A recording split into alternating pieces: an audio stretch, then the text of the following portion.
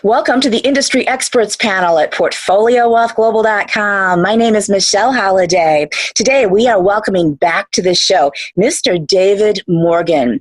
David is a precious metals expert. He holds degrees in both finance and engineering. He is the publisher of the Morgan Report, where he specializes in money, metals, and mining. David has been featured everywhere, including CNBC, Fox Business News, the Wall Street Journal. It goes on. And we are so excited to have him back today to get his perspectives on what our future is looking like as the value of fiat currency continues to dive into the abyss as the printing goes on and precious metals take center stage. David, welcome back to the show. How are you today? I'm well, Michelle, and thanks for having me back. We are thrilled and we're excited for this show at this time. It's crazy. Let's start off, though, with fiat money. Dave, the financial crisis looks very similar to 2008 in many ways, and we have deflated a super debt bubble. In order to save businesses and individuals from going under, the governments and central banks have pledged over $12 trillion. Back in 2008, this type of action resulted in a reflation period, which was great for inflationary assets. Do you feel like the same scenario is setting itself up right now, or is this completely different? Well, I think the basics are the same. I mean, the basic premise I've started with is quite simple. All fiat fails. So that's what, 3 words. And that's a fact. And of course, I've gotten some pushback that, the dollar won't and the central banks are in charge and we have technology and there's lots of excuses, but you can't live a lie forever, which is fiat money, which means you get something for nothing. And I've said that probably in every interview I've ever done. So back to the direct question. Yeah, it's different. In 2008, it was something that the banks had the ability to basically paper over. There wasn't really substantive change as far as productive capacity in the physical economy. There were some improvements, but most were rather modest. The big input, of course, was free cash to the elite, which meant that we went on this massive stock buyback program, and corporate entities went into the corporate bond market, floated their debt at very low rates, which gave them a bunch of cash to buy back their own stock, which gave them bigger bonuses. So it's been a basically repeat of the Roman Empire on a massive scale, where the republic no longer exists. The upper class, political class, and banking class basically are feathering their own nests at the expense of the public. The public sees that the stock prices are going up. They're going along for the ride. I'm not discounting the fact that the price of the stock's going up. What I am questioning is, what is the true value of that? And the answer is nothing close to what the pricing mechanism has done, because it's broken. So now we're in a situation where it's not going to work. That's the difference between 2008 and right now. In 2008, there's more savvy and tuned people or investors. I'll just use the word investors, be them retail or sovereign wealth funds or money managers or hedge funds or Wall Street itself, knew that by printing that much money, it was going to be inflationary. Inflation is a easy definition in the Austrian school. It's an increase in the money supply.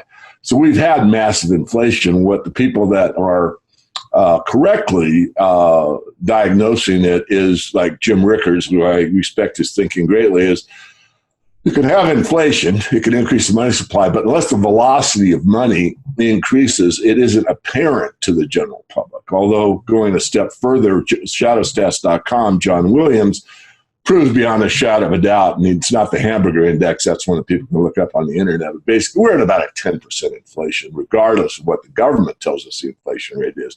Back on point, we're at a point where now, no matter how much money they print, it's not going to work. That doesn't mean you will get ups and back and forth in the stock market. You'll get these big rallies. I'll call them relief rallies. But basically, you want to do the opposite of what we did from 2008 to 2019, which is buy the dip. What you want to do is you want to sell the rally. So overall, the huge shift will be down in the stock market, generally speaking. The world economy has been contracting for months and months and months. I put that on almost every podcast I do every weekend. And it's provable. It's provable in the mainstream if you know where to look. And so we're going to see a situation where over time, there'll be a run to gold. It'll start as a walk. It'll start as a hedge. It'll start as, guys and people that are in, let's say, the professional Wall Street industry starts quietly moving into gold. And then it'll become a jog, and then it'll become a run, and then it'll become an all-out sprint. And once the sprint has started, it will be beyond repair. In other words, a lot of the gold that will be obtainable will be unobtainable. It will be swapped gold. It will be hypothecated gold. It will be leased gold. And so I'm actually bullish on the miners almost no matter what happens. And I'm not going to explain it now. I'm still thinking about it. I'll put it in this weekend's Morgan report. But it's what I've always said would happen, and I believe it is beginning, which is the premise that governments can't fail is ridiculous. There's a very bright gentleman that wrote a book after the 2008 crisis. One of my friends from Canada sent it to me and had me read it. I didn't finish it because his premise was incorrect. I mean, I'm not a super fan of Ayn Rand, but she does say check your premises. And his basic premise is if government doesn't fail, they can always bail you out. That's what I call the Big Daddy syndrome.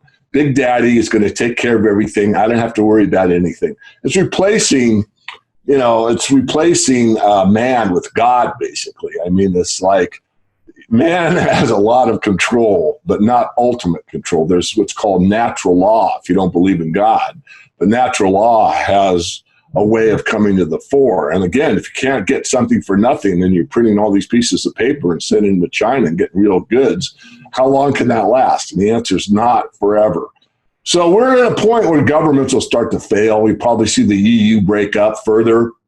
You see sort of an every man for himself attitude that you haven't seen in a long time. The globalists have all been about, one world currency, one world religion, one world economic system, basically global control, and they have the power to set the dial wherever they want. Certainly that push has not ended, and you're certainly seeing it, but what you're not seeing, to my rather studied view, is human nature. It's herding cats. Once things get scarce, food gets scarce, real money like gold and silver gets scarce, businesses that actually are still up and running, producing, needs, not wants, get scarce. You can have a whole shift in psychology that most people are not psychologically fit to undertake.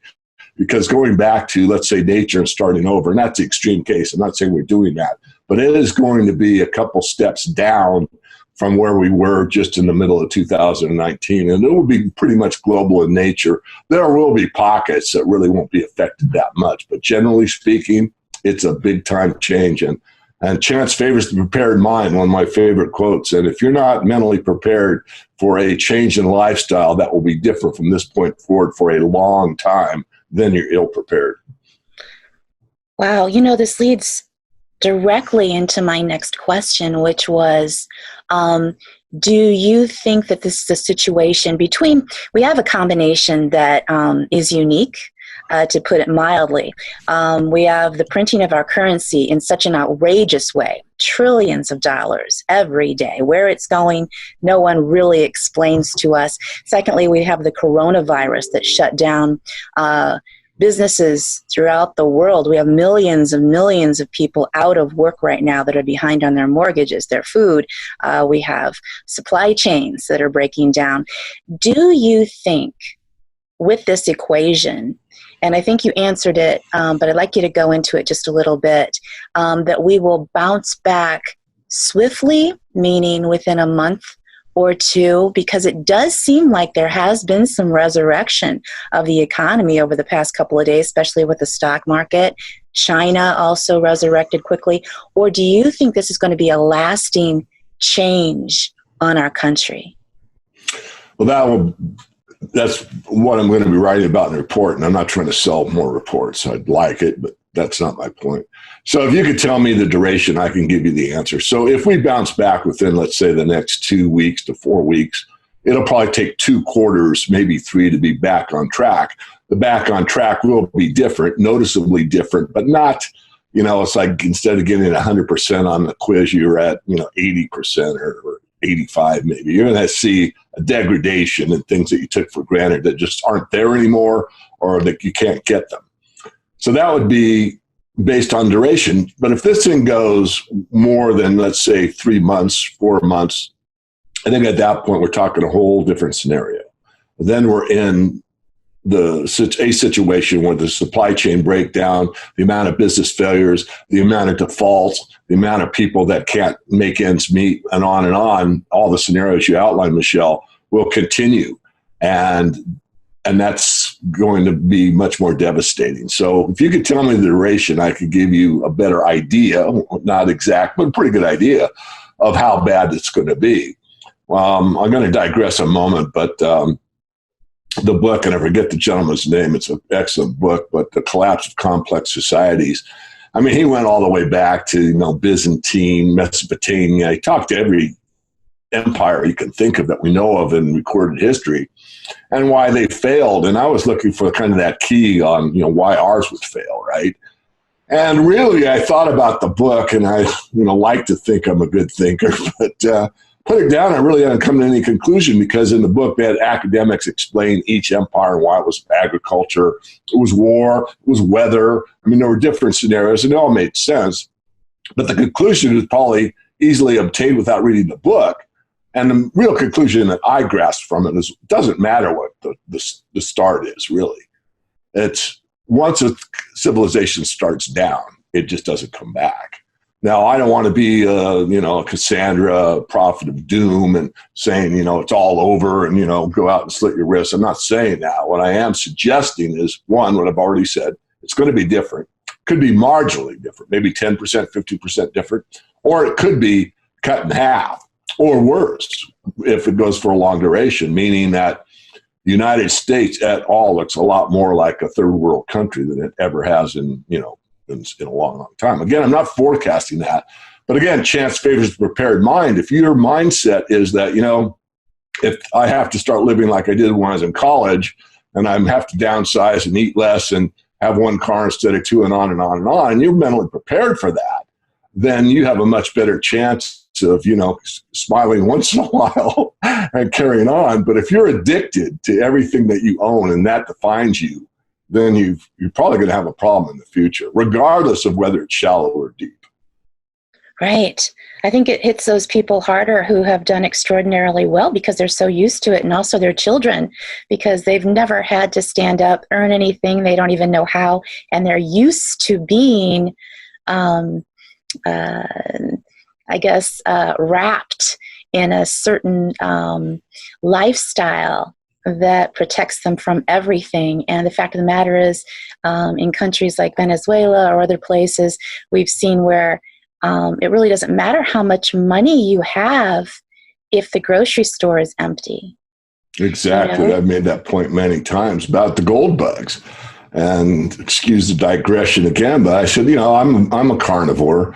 I don't eat meat every day, but let's say, it's been 3 months since I've had a steak. So I'm willing to give up one krug, whatever the value is of gold at that time, probably very high, just for a steak. It's like, God, the guy's out of his mind, but I'm just craving one so bad. Okay.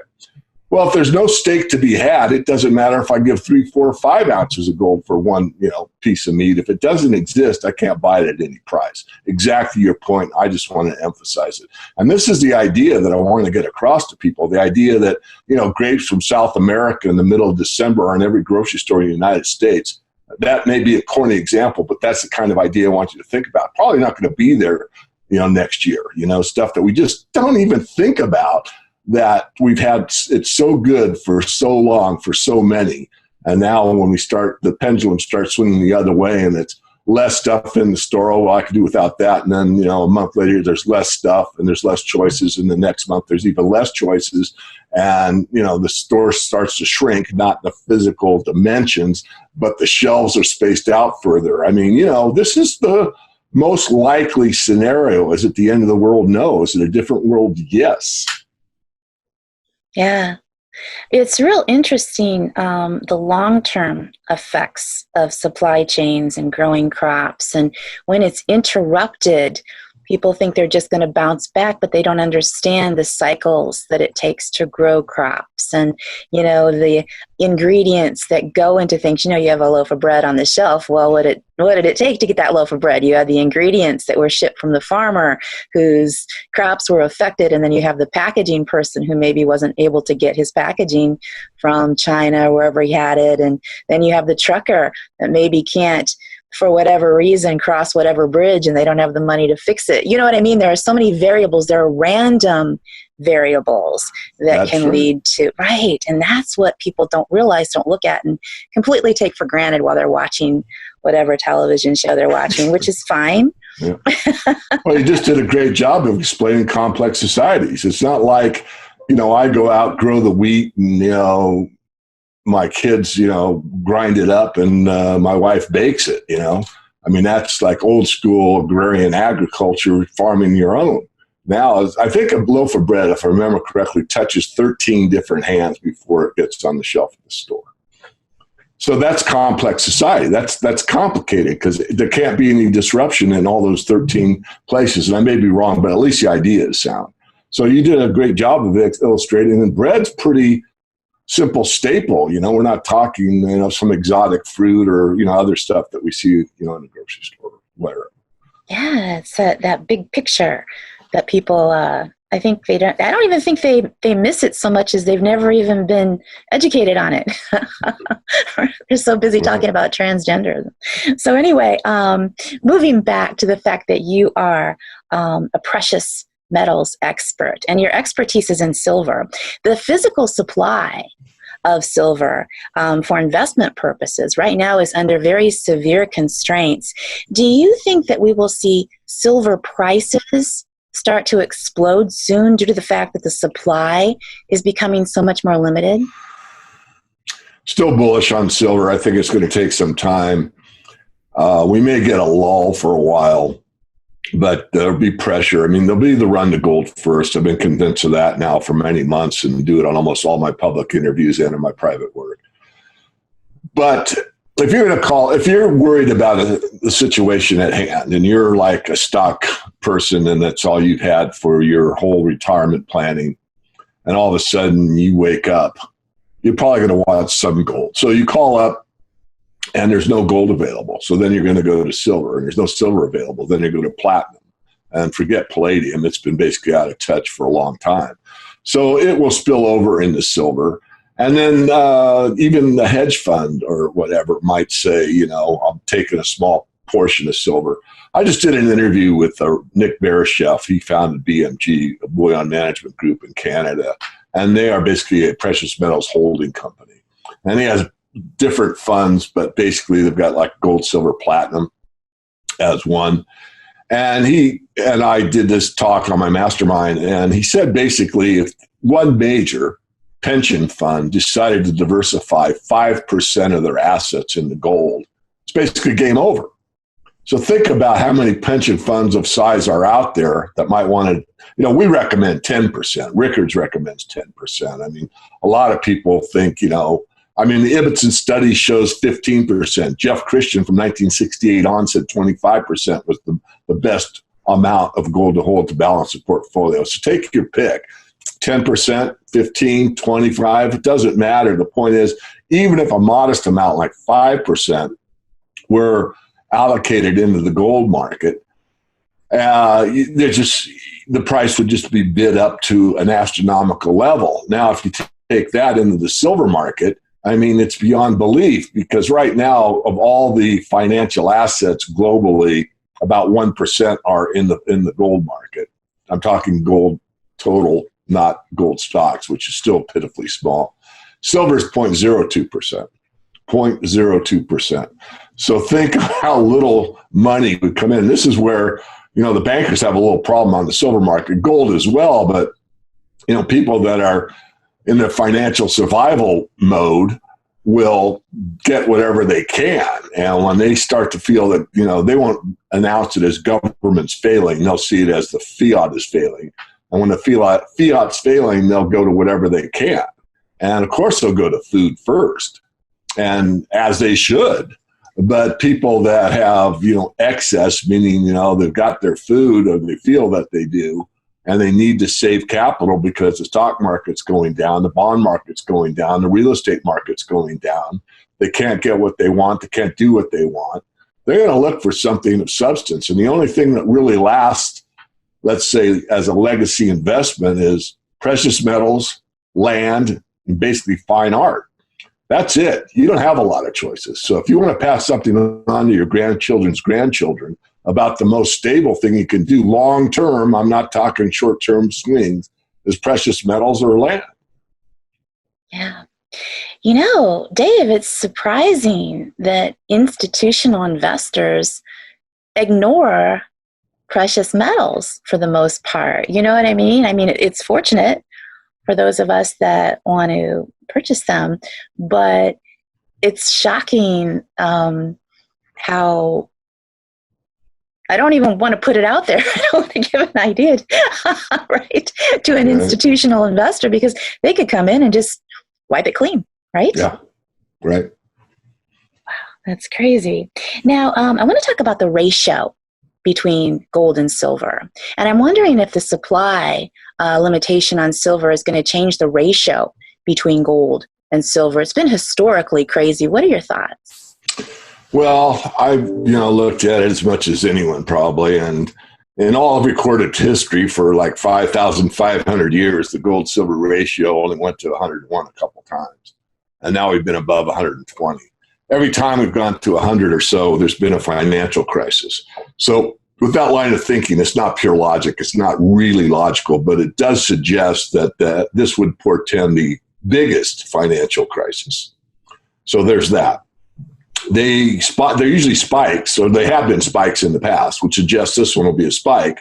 Last time in 2008, when we had the crisis, the precious metals bottomed for 106 days. So that's 3.5 months, something like that. And so I think this will be even shorter. I mean, gold basically got walloped down to 1,500-ish or something. It got below 1,550. I remember that. It only stayed there a couple of days. And now we're back up above 1,600. Gold's definitely doing this job. Silver will follow for the reasons we already discussed.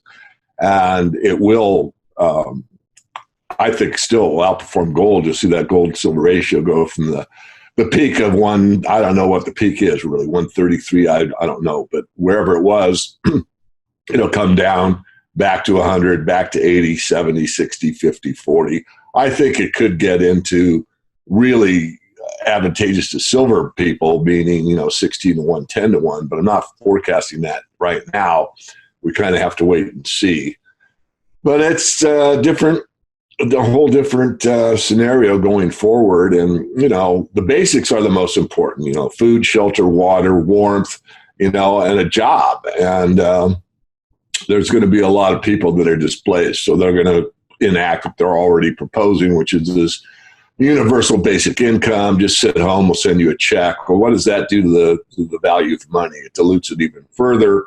People may, without knowing anything about economics or economic history, will think, well, this isn't so bad. I got to live on a little bit less, but I can watch, TV, catch up on my Netflix or whatever. I'm getting a check. But it'll only take about 2 or 3 months before it dawns on them that every time they go to the grocery store, they're getting less and less.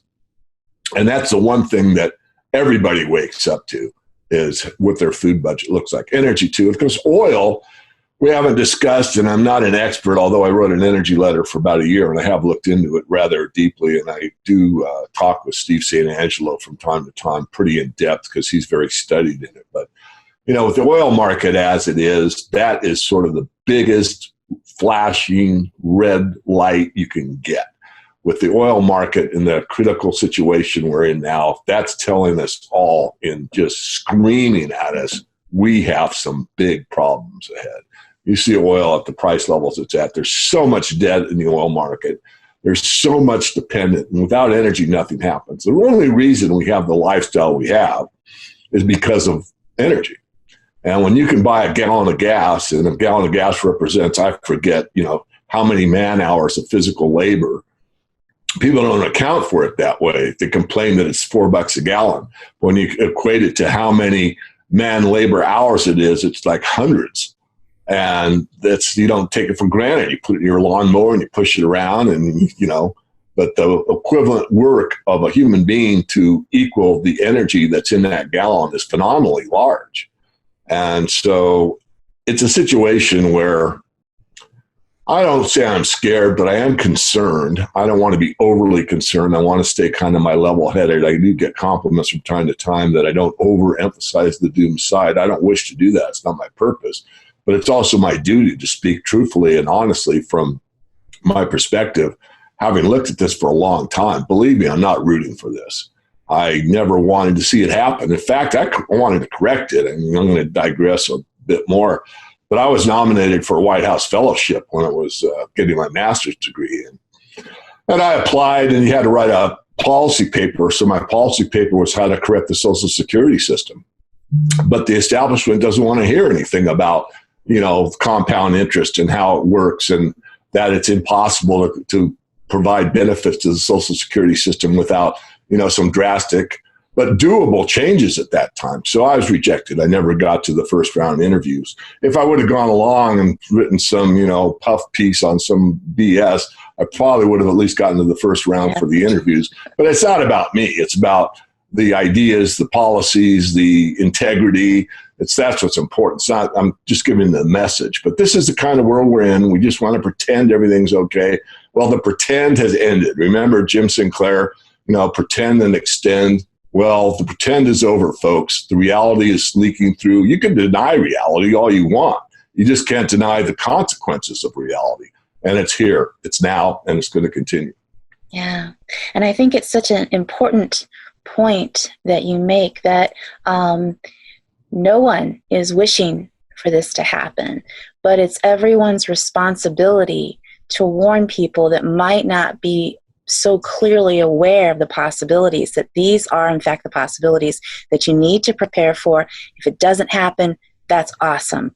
But if it does happen, just the same way as it's happened to every empire that's ever existed on the planet, just the same way as it's happened in many, many countries throughout the world, to think that we're completely immune while we watch our currency be printed in this outrageous way is just putting on blinders and causing a situation where you're just going to wake up one day overnight unprepared.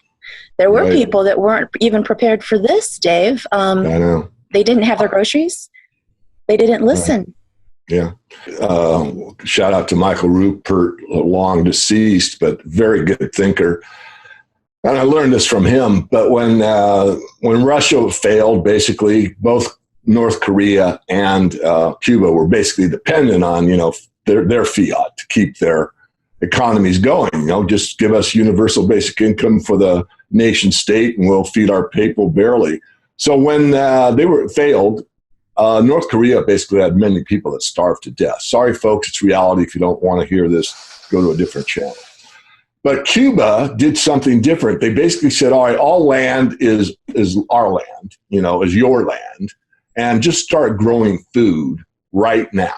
So in Cuba, the population went out and started gardening like madmen.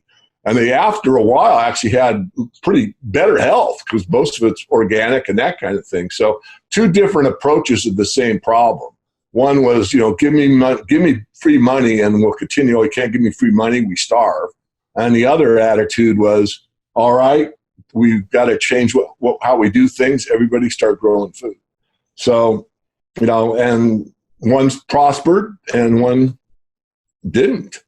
And I'm not, I'm savvy enough to know you probably don't have as good a growing situation in North Korea as you do in Cuba, but nonetheless, there's ways to do it. I mean, you can do it indoors. There's ways to grow food.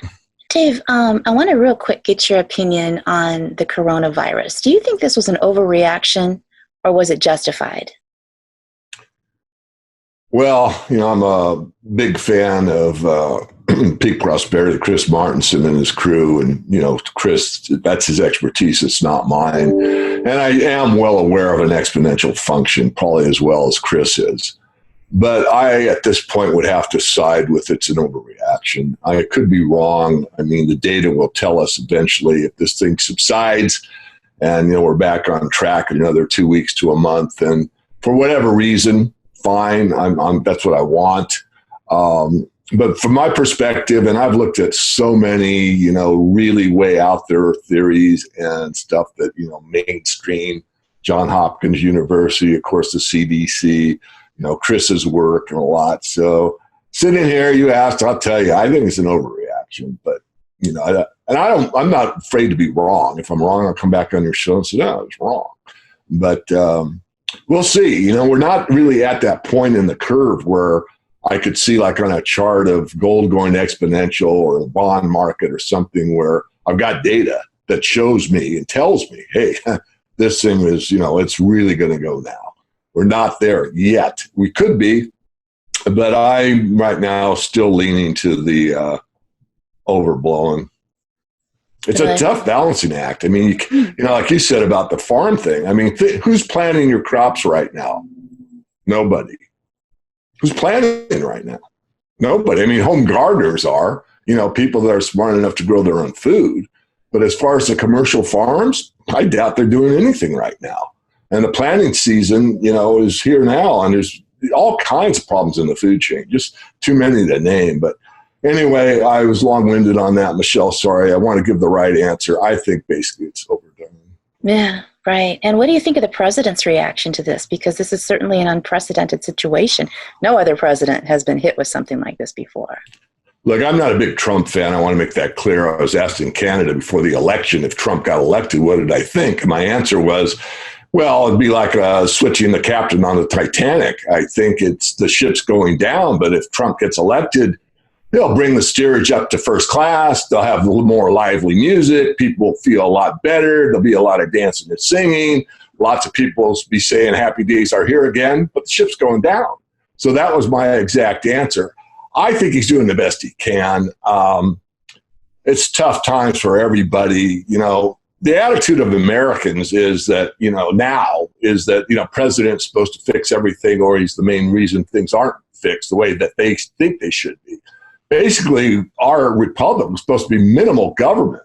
We're supposed to be self-sufficient. They're supposed to be working for us. We're supposed to be able to go about our own lives, have total freedom within the bounds of natural law. We can't go hurting people, but, we basically have all these freedoms. The government's supposed to protect those freedoms.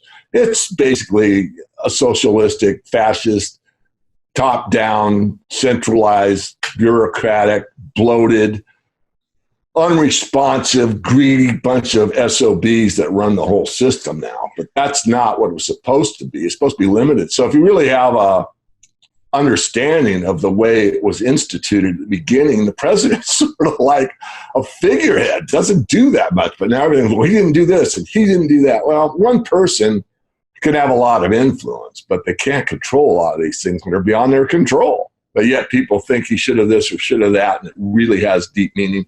No, basically freedom means the freedom to discover yourself, to be your best, to actually contribute to society in a way that is most advantageous to both you and others. But we've lost all that. Integrity is something that was lost in the Congress and the Senate, the whole political system.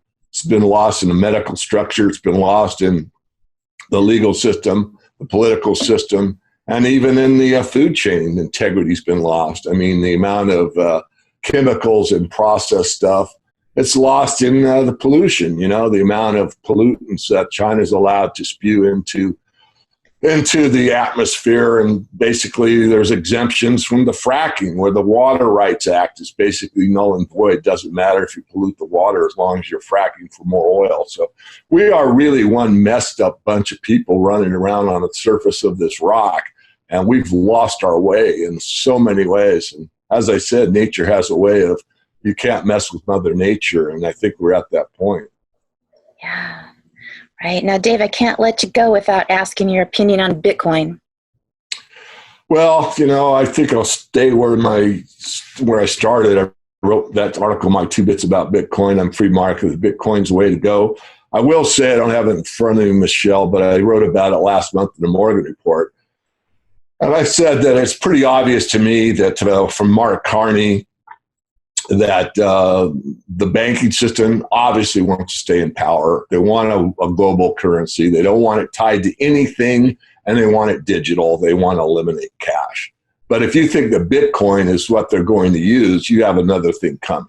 I think Bitcoin will exist, but any government entity, if they have a global currency that's digitalized, it won't be Bitcoin. So it's not that Bitcoin couldn't go up in, relative value, whatever. But if you think that Bitcoin is going to be the solution, no, it's an open source. I mean, the government will basically take that software and use it to their own, put their own name on it, and then they have the power of the gun, the legal power. You can't use Bitcoin for, rent, food, or, loans or whatever. You can only use the Globo One or whatever they call it. So I'm not against Bitcoin. I'm for competing currencies. If you got a better idea for transferring labor to each other, that's great. I'm for it. And Bitcoin certainly has shown its ability to entice a lot of people.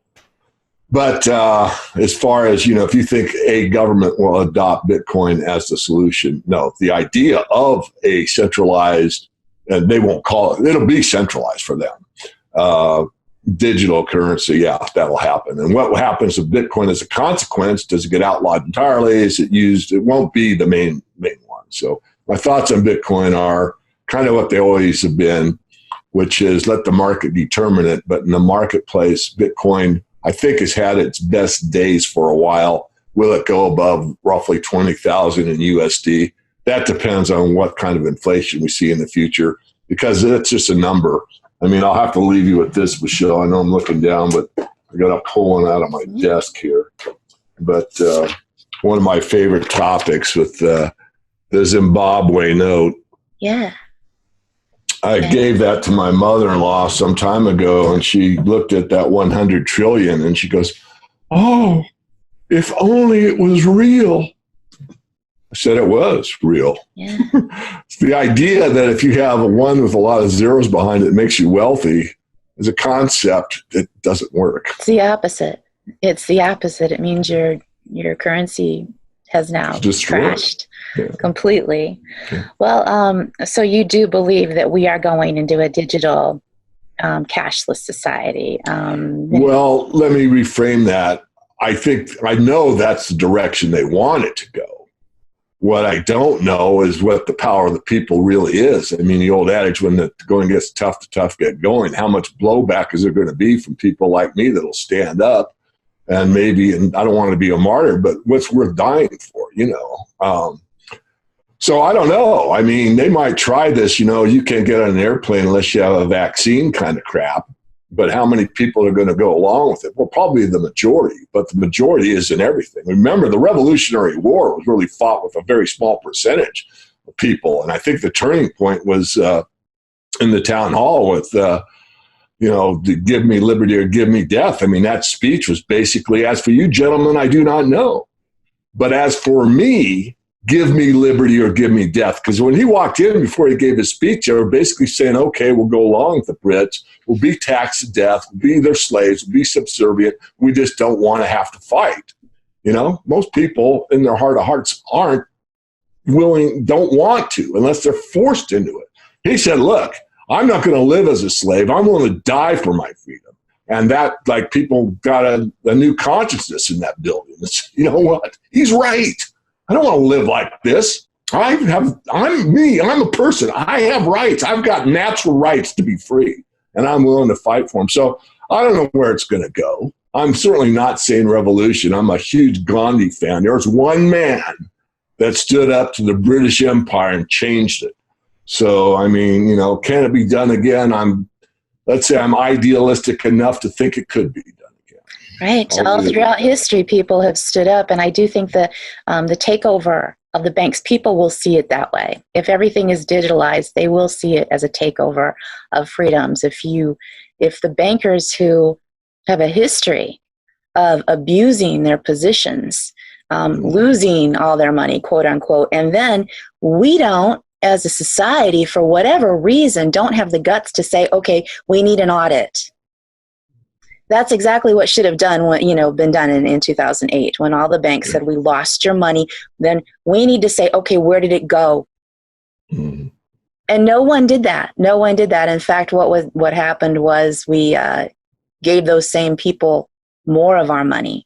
And I'm speaking in terms of our President Obama did that at that time. But there was no audit. There was nothing. And I think that the generations coming up now, yourself, everyone who is on the planet at this point in time who has a say at this point will say, if you lost our money, show it, show where it went. And if we're all going digitalized to the people that lost all of our money, I think that people will start to take a stand. I think that's true. I think the majority, I think you're right, might find it easier to not take a stand. But I think that those who are naturally inclined will. What do you think will happen?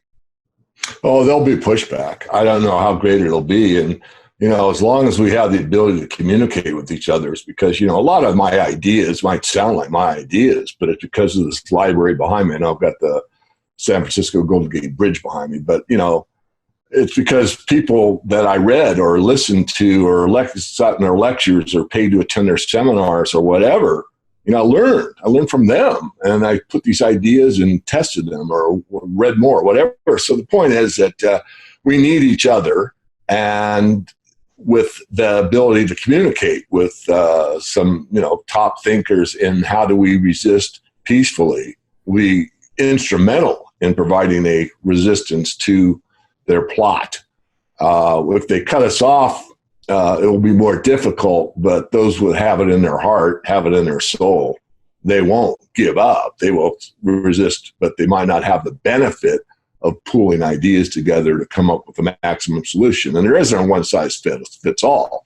What works in certain areas wouldn't be the most advantageous in other areas, but even that could be discussed and fine-tuned, if you will.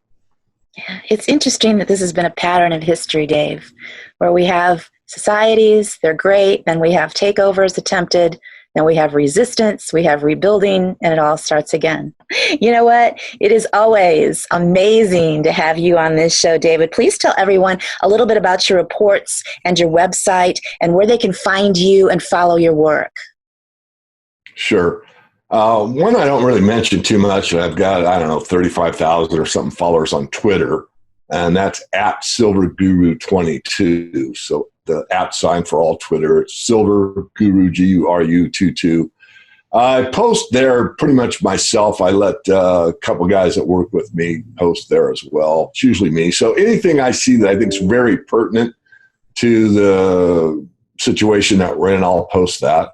Then I do have a YouTube channel. I think that's the Morgan Report. You can just go to YouTube in their search box and type in the Morgan Report. It'll pop up. I post a lot of, I post every video like this that I do, but I also post ones from other people because I think they're, again, germane to our current situation. So maybe something from Chris Martenson. This guy does Silver Uncut, I think it's called. He's very good. I posted a few of his recently. And so, that's free information. Then the Morgan Report itself, I do a newsletter that's free. It's just on the main web landing page, themorganreport.com. Just put in a name and an email, verify it, you're in. And then for people that are serious about investment opportunities, can buy the paid report, and that's just the subscribe button. You can pull it down, see the video, and read about it, and come on board if you're so inclined. Yeah, and you always have some of the best lesser-known options that turn out to be extraordinary for people that want to invest in precious metals. So you have some interesting stuff. Everybody needs to check this out. Before we go, at this current time, mention something extraordinary outside of silver and gold physical holding. What would you recommend today? I'd recommend education. I think it's important during this time to reevaluate your priorities. I measure people by what they have, not by what they have. And what that statement means is, what's your head and heart like? What's your integrity like? That's more important than any amount of money you have. From day one till day now, I've signed off every issue of the Morgan Report with this statement: wishing you health above wealth, wisdom beyond knowledge. no matter how much money you have, you can't buy your health back. You can delay it. You can get better. You might be able to make some intrusions, but basically health is something you have to earn. I'm fit because I have to work at it. It doesn't come free. And then wisdom beyond knowledge. Wisdom means you've learned a lot of lessons in life and you learned how the world works. And it's best to work with the world than against it. Knowledge is great if you apply it, but unapplied knowledge is just knowledge. So you can know a lot and do nothing and not really be worth that much. So health above wealth, wisdom beyond knowledge. I'll leave you with that, Michelle. Beautiful. Thank you so much for coming on this show today. My pleasure. Thanks for having me. Mr. David Morgan, precious metals expert and the founder of themorganreport.com. For the Industry Experts panel, I'm Michelle Holliday at PortfolioWealthGlobal.com.